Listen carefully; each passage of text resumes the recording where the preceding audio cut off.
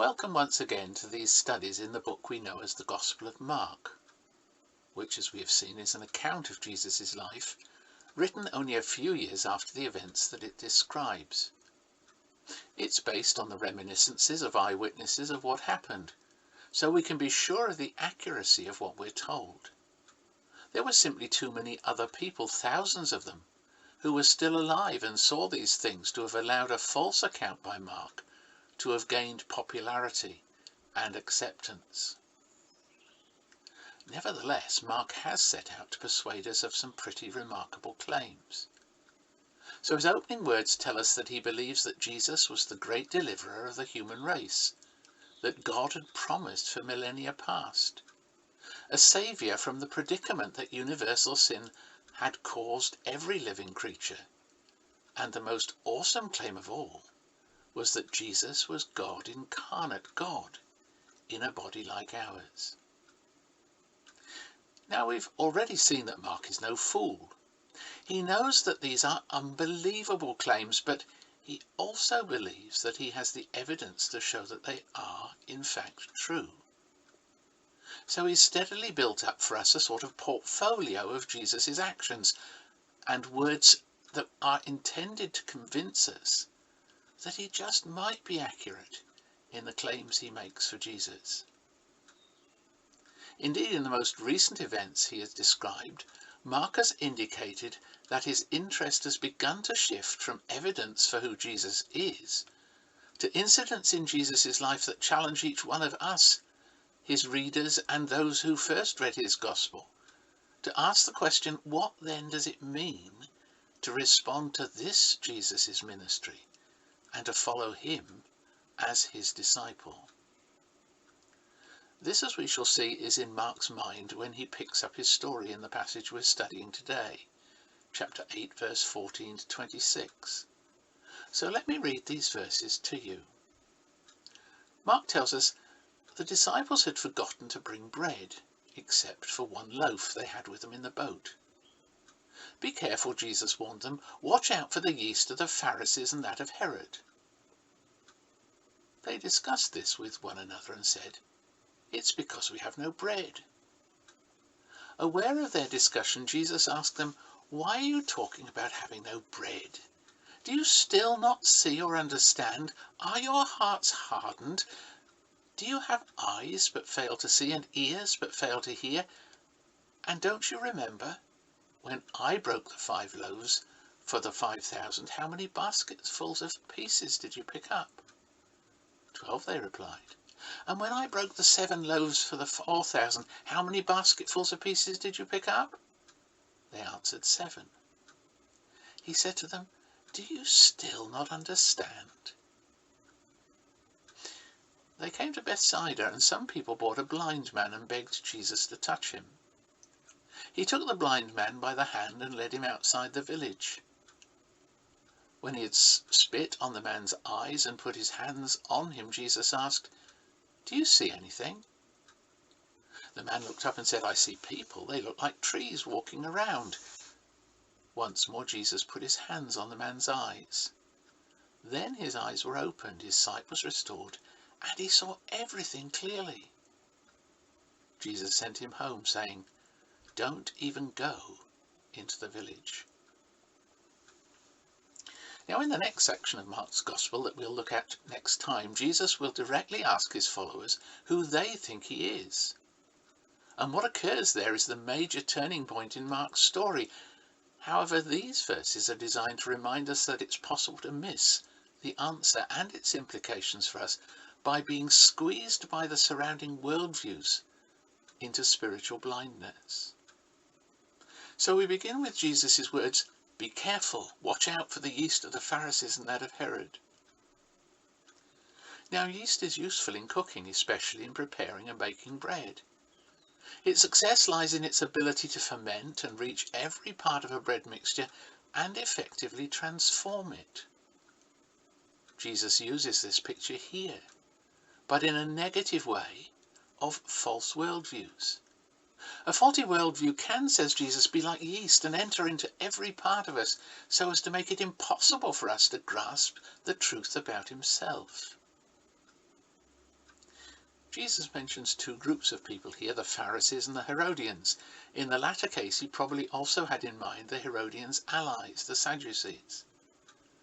So why does Jesus warn his hearers and his listeners, and therefore to us, about these groups?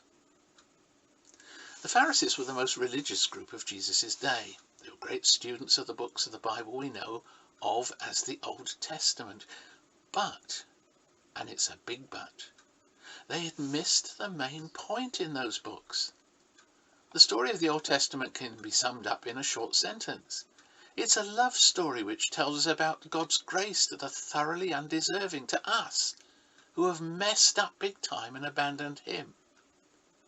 And of course it promises that the predicament that we've got ourselves into will finally be solved by God intervening to put everything right again and restore us to a loving relationship with him. But the Pharisees had missed all this. They thought that God's friendship depended upon something they or we do. So they developed a system of rules and regulations for every area of life, an impossible list of do's and don'ts, a joyless religion, which placed burdens upon its followers from which they could never be confident that they had met the target. So Jesus' first warning is surely this: if we think that religion is about what we do to reach out to God, rather than what he does to reach down to us, we will never understand Jesus himself. The Herodians and Sadducees were very different, but the danger they provided was equally pernicious. The Herodians were what we would call secularists. They might acknowledge the theory that God exists, but they were practicing atheists. God, if he existed, had his sphere, and one thing was certain: he was not expected to intrude in their lives and affairs. Indeed, they would have been very hostile to that idea. Again, Jesus' point is simple. If we are so absorbed with ourselves and our own agendas, we will never be interested in him. Indeed, we will fight against him and his claims upon us. We will refuse to allow anyone else to be the centre of our lives, except, of course, ourselves. The Herodians' allies, the Sadducees, were an interesting group. They were the most powerful religious group in Palestine when Jesus was alive, as we shall see again in future studies. However, they were rationalists. In other words, they accepted nothing as true if it could not be explained by their understanding of the rules of nature. So they were skeptics and denied the possibility of the resurrection. And their God was reduced to a puny God in the box, of whom anything supernatural was not to be expected or even conceived. Jesus' point then is that if we are locked into our own world of what is possible, we will simply deny anything that doesn't fit with our own pre-programmed understanding, and we will certainly miss out on him. Now the Pharisees, Herodians and Sadducees passed away into the oblivion of history within a very few decades of Jesus' life. But as we've already implied, their descendants are still with us, and perhaps in us, like fermenting yeast, blinding us to who Jesus really is and his claims upon us. We've concentrated so far on just one phrase from Jesus' teaching. However, most of what follows reinforces his point. The first part of the story describes the disciples' response to Jesus' warning. In their minds, a warning about yeast was seen as a coded reminder that they'd no supper, or at least very little.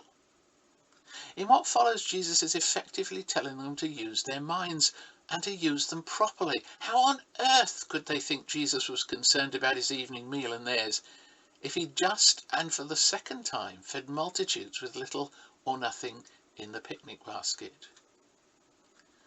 Jesus' challenge then is to use our minds properly, and to do so, he says we must not be locked into mindsets that think of religion as something I do to please God, or to deny any challenge to my thinking that might suggest that I am not the centre of my world. We must also be open to what we cannot as yet understand. Only if this is true, Jesus says, will we understand him and his call on our lives. Our passage ends with another miracle. Significantly, Mark has chosen a story in which Jesus healed a blind man. If there are those who are so blind that they cannot see spiritually, Jesus responds here by giving sight to a blind man. Now, Mark rarely gives us much detail in describing the miracles of Jesus. However, when he does, and we've noticed this before, he does so because he wants to draw our attention to these details. And two things stand out. First of all, Jesus wants to be alone with this man, away from the bustling crowd. And then gently he helps the man regain his full sight by stages. There is in fact a third point. The man was to go straight home and avoid the crowd, but we'll look at this particular feature of the story another time. However, the first 2 points are very important. They're surely intended to imply that if we honestly follow Jesus away from the thronging crowds and all their often harmful attitudes, we will find that Jesus leads us, sometimes little by little, to the point where we can see clearly spiritually, and in so doing see him clearly. This is a solemn and a challenging passage that, like a skilled doctor, offers a diagnosis of the reasons for spiritual blindness, while it also, of course, suggests a cure. Jesus is the answer to the spiritual needs of every human being. However, if our thinking has been corrupted, we will be unable to see this, unless, of course, we find time to rethink and allow him to help us to see and to welcome him. For there is, Mark is persuaded, no lack of evidence that Jesus is who he claims to be.